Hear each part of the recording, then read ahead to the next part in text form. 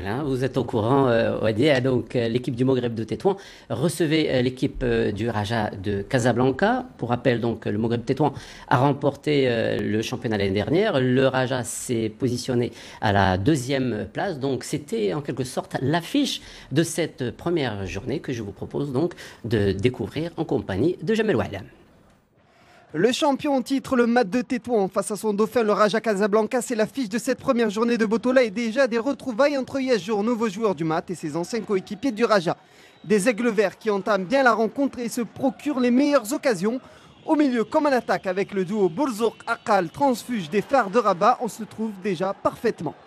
C'est donc logiquement qu'après la demi-heure de jeu, le Raja Casablanca trouve l'ouverture. Un 1-2 entre Hachim et Hafidi profite à ce dernier à la limite du hors-jeu pour ajuster le gardien du Mat et permettre au Raja de mener 1-0. Mais pas le temps de fêter l'ouverture du score que l'arbitre accorde un pénalty au Mat de Tétouan, une action litigieuse. Zouhir Naïm tente de se faire justice lui-même, mais sa frappe n'est pas cadrée.